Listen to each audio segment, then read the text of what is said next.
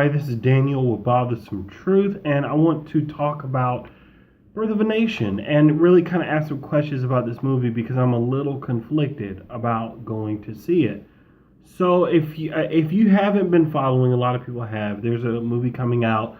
Today's Thursday that I'm recording, so it's coming out tonight. There's showings for it, like 7 to 10 p.m. at some theaters, and it's gonna come out, of course, officially Friday. Called Birth of a Nation, written, directed, produced, and lead acted by Nate Parker. This is the story of Nat Turner and his rebellion. Nat Turner, for many who don't know, was a Christian preacher in the 1800s, was also a slave, became a preacher, and then led a rebellion to kill racist white people who were brutalizing, beating slaves to try to turn the tide in a racist, evil slavery system. So now, I don't know a lot about Nat Turner. I'll just be honest with you. I didn't read a lot about him growing up. I am going to read more about him now and read some books on it because I want to learn more about him because we don't hear a lot about him, which is Nate Parker's argument about why this movie is so important, why we need to see it. There's a lot of interviews that he's done, Good Morning America, Breakfast Club, so many places where he's talking about the importance of the story. But there's also been a lot of controversy because of his past. And for those of you who don't know, when he was a college student, he was accused of rape. Him and his friend who has a writing credit on the movie. Nate Parker was acquitted. His friend was found guilty, but then successfully acquitted due to ineffective counsel. The district attorney decided not to try it again. This was at Penn State. The story, Nate Parker's been asked about this in other movies that he's done, such as The Great Debaters that he did with Denzel Washington. They have asked him about this. He's talked about it in the past. But what triggered all of it anew is, number one, the woman who accused him of it, she committed suicide in 2012. That was 13 years after the alleged incident, but still, it was such a significant event that people wanted to ask him about it.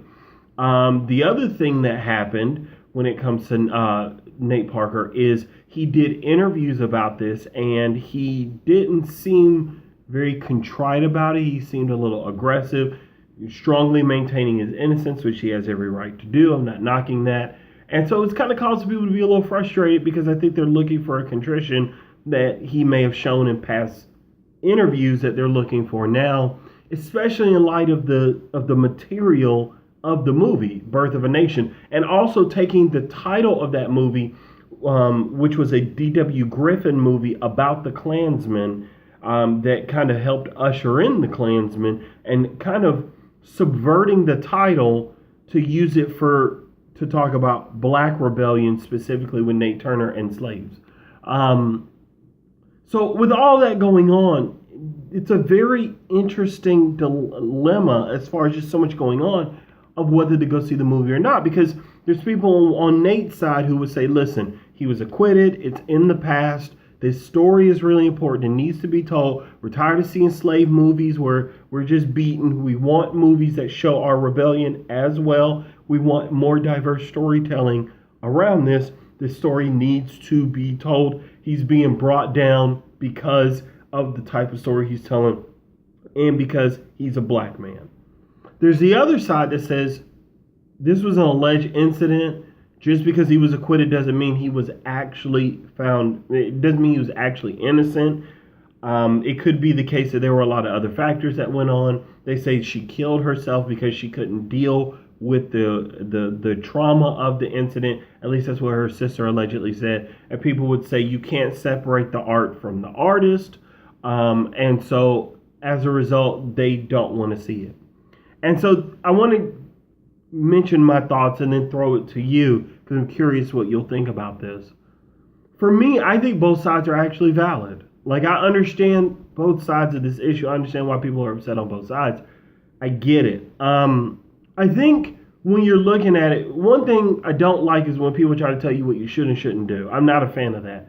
So if people say, I'm not going to see the movie and here's why, or I'm going to see the movie and here's why, okay, that's fair. You can listen to their reasoning. Maybe it's good, maybe it's bad. It's that next step of you shouldn't see it either that I have a problem with. Because that's not really your decision to tell me what I should and shouldn't do, especially with my money. because everybody kind of has different life experiences, different logic that we bring to the table when or different processes, methodology that we use to decide how we're going to come to our decision. I think there's a central question in all this that I think has to be asked. And that question will help determine whether a person goes to see the movie or not. The question is, can you separate an artist from their art? And I say that because to me at least, it seems if you could separate Nate Parker from Birth of a Nation, and you see those as two different things, which I do. I get both sides of it, but I do see Birth of a Nation as separate from Nate Parker. If you see them separately, I think it's easier to go see the movie.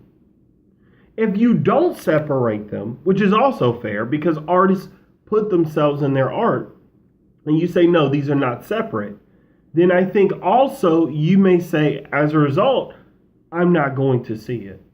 And notice, I'm not condemning anyone's viewpoint. As long as your thought process is coherent, I'm cool with that. Like, if you give me reasons that don't make sense either way, I'm going to call that out. But otherwise, I'm not going to should you into whether you should go or not. I'm just not going to do that. But I'm curious to hear what you guys think. I wanted to put it out there, try to put both sides out there, and then give my thoughts. But I want to hear from you. Are you going to see Birth of a Nation? Has the controversy and the past scandal of Nate Parker made you decide that you're not going to see it? I'd love to hear your thoughts and comments below. I'm going to post this online and post it to our Facebook page. And we're also on Twitter, Bothersome Truth, at Bothersome Truth, if you want to follow us. But I want to hear what you think. So I'm going to throw it to you now. Are you going to go see the movie? Is this holding you back? Let me know. This has been Daniel with the Bothersome Truth. I love talking to you, and I can't wait until next time.